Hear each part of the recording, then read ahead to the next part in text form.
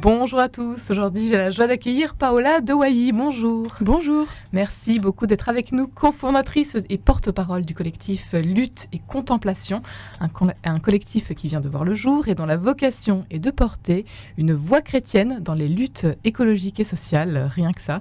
Avant de parler de la nouvelle exhortation apostolique Laudate Deum, louer Dieu, sur l'écologie qui est parue le 4 octobre dernier, 8 ans après Laudato Si, loué soit Dieu, et à l'approche de la COP28 à Dubaï. Paola Dewailly, je voulais vous demander, vous qui êtes à l'initiative de ce collectif, quelle est son intuition? Comment est-ce que lutte et contemplation voient-ils le jour? Merci pour cette question. L'intuition d'origine de lutte et contemplation, c'est de combiner, donc tout est un peu dans le titre, de combiner en même temps la prière pour la création. Ça, c'est quelque chose qui est relativement répandu dans le monde chrétien, de prier pour les causes écologiques, mais encore on peut en faire un peu davantage. Et donc en même temps de prier et de fraterniser avec des chrétiens qui sont sensibles aux causes sociales et écologiques. Et puis de cette fraternité, de cette contemplation, que puisse partir un élan vers l'action. Donc d'aller en même temps, dans un premier temps, interpeller les responsables ecclésiaux, les responsables politiques, les responsables économiques sur leur responsabilité d'agir par rapport aux questions écologiques et sociales, et puis de s'engager dans des actions militantes, donc d'aller rejoindre éventuellement des actions militantes d'autres groupes qui se mobilisent sur ces questions-là, ou de créer des actions en propre qui seraient non violentes, joyeuses, et puis créatives. Voilà. Ces deux mots, donc lutter et contempler, sont compatibles.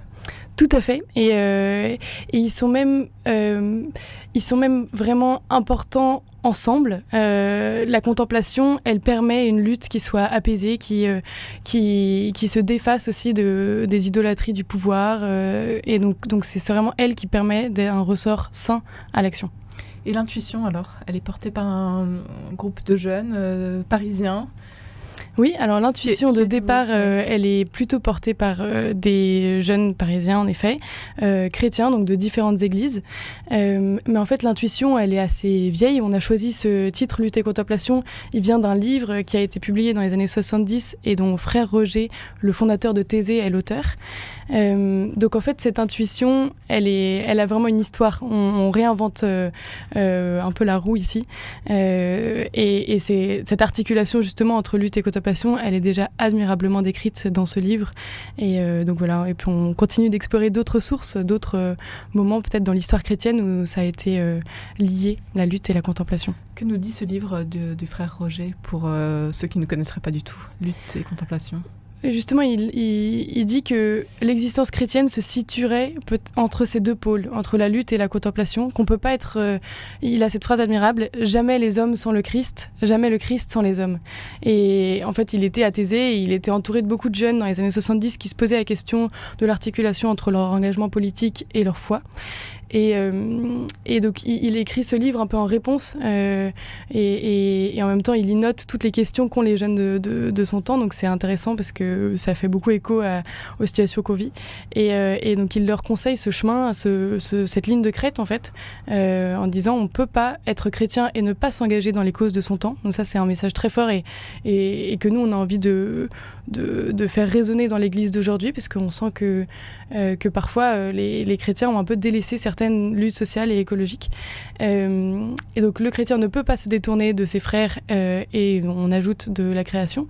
Mais en même temps, le chrétien ne peut pas s'engager sans le Christ et d'abord par le Christ. Et puiser sa force dans la prière et dans aussi l'espérance du fait qu'on soit sauvé, quoi.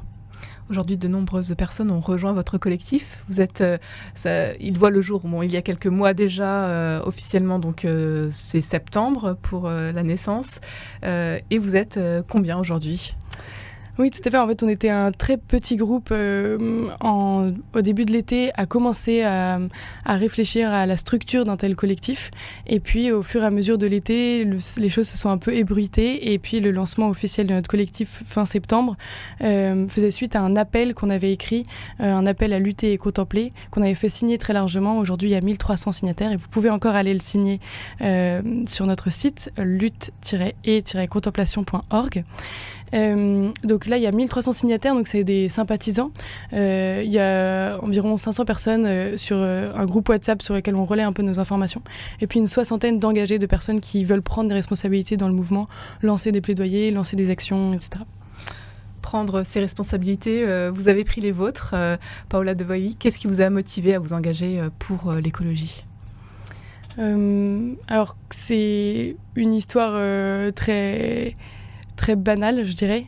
Moi, j'ai été sensibilisée à l'écologie puisque ça fait partie de ma génération. J'ai grandi avec la connaissance... Enfin voilà, avec le fait de savoir que la planète était en danger et que la pollution c'était mal, etc. Je pense pour autant, il n'y avait pas l'idée d'une relation avec la foi chrétienne dans laquelle j'ai grandi aussi. Et puis au fur et à mesure des années, même pendant mes études, j'ai pensé que l'écologie c'était un sujet parmi d'autres sur lesquels les personnes s'engageaient et que moi c'était d'ailleurs pas forcément mon sujet, quoi. Qu'il y avait d'autres sujets, notamment sociaux. Je viens d'une famille très engagée dans le social. Ce serait davantage mes chemins d'action. Et puis je pense que comme pour beaucoup, Laudato Si a été vraiment un moment marquant d'articulation entre le social et l'écologique et qui nous a fait réaliser que c'était impossible de traiter ces questions de manière séparée et que sans écologie, il n'y aurait pas de social.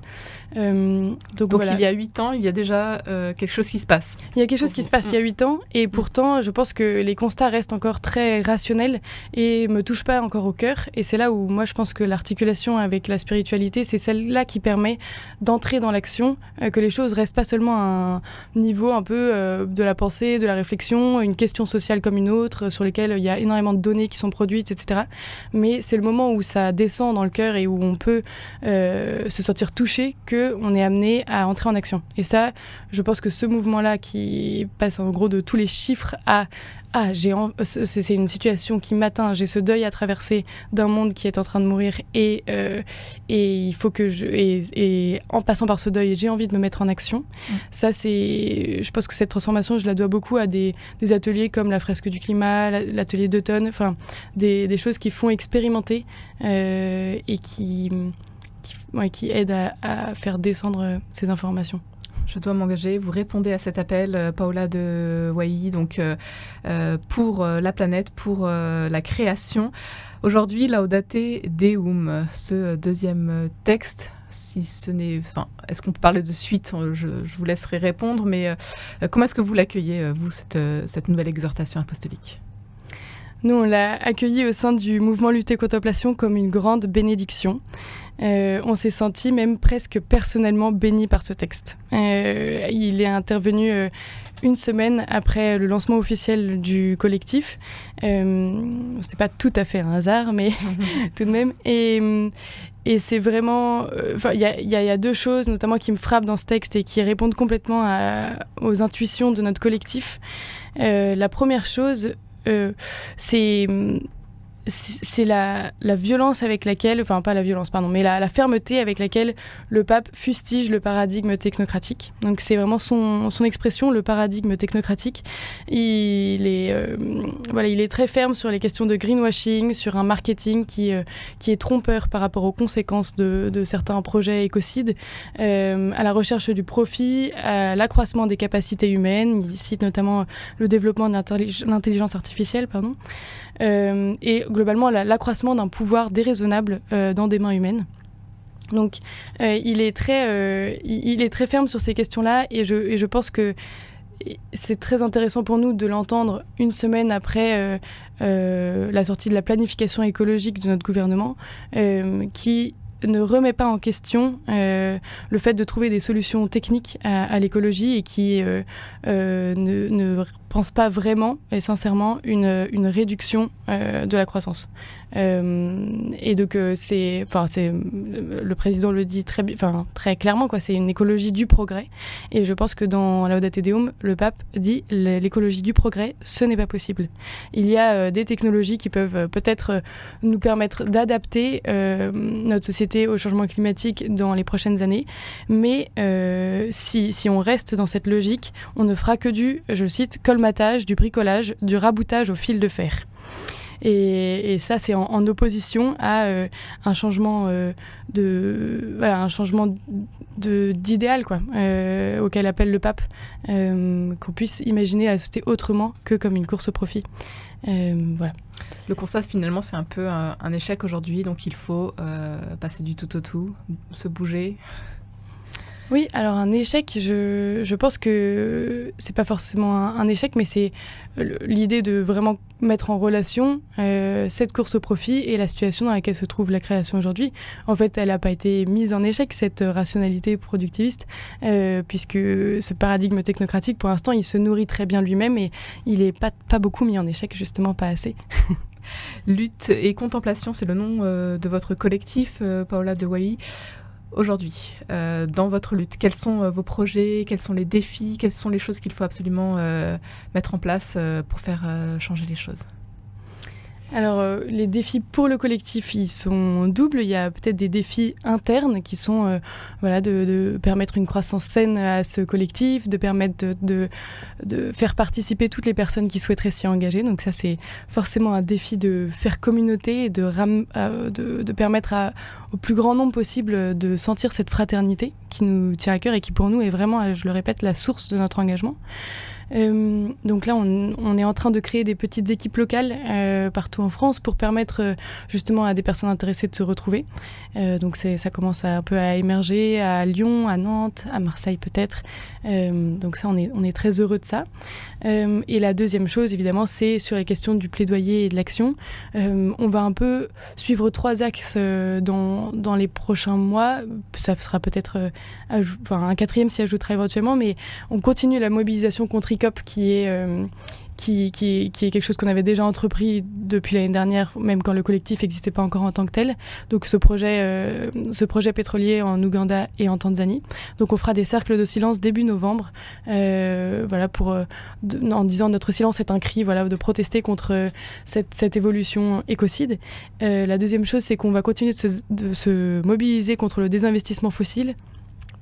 Pour le désinvestissement fossile des diocèses, des congrégations religieuses, etc. L'idée est de sensibiliser les personnes à cette question du désinvestissement fossile. Et si vous souhaitez vous mobiliser, on n'a plus le temps malheureusement, n'hésitez pas tout simplement à vous rendre sur le site lutteetcontemplation.org. Un grand merci, Paola de Wailly, d'avoir été avec nous aujourd'hui.